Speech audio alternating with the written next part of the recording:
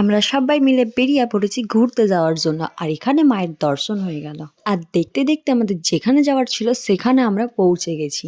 ইনি দেখছেন গাইস কেমন করছে, গাইস এখানে জল জাহাজের আমাকে কিনে দিচ্ছে না গাইস। গাইস ছোট বাচ্চাদের খেলতে বসছে না, আমাকে কেউ কিনে দিচ্ছে না। আর মন্দিরে ঢোকার পরেই দেখতে পেলাম এখানে হচ্ছে কীর্তন।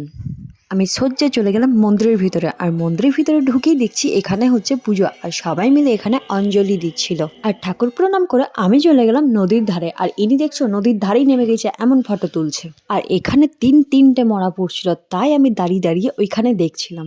আর তোমাদেরকে একবার আমি মন্দিরটা দেখিয়ে দিই, দেখতে পাচ্ছ কত সুন্দর। আর কে কে এই মন্দিরটাতে এসেছো, কে কে মন্দিরটাকে চিনো অবশ্যই কিন্তু কমেন্ট করে জানাবে। আর এখন আমরা চলে যাব বাড়ি, আর বাড়ি যাওয়ার পথে দেখতে পাচ্ছ কতটাই না পাগলামি করছে। টোটোতে সিট থাকতো, উনি নিচে বসেছেন, মানে পাগলামি শেষ থাকে না, ভাবা যায়। তাও আবার খুব কষ্ট, এটা আমি যখন খাবো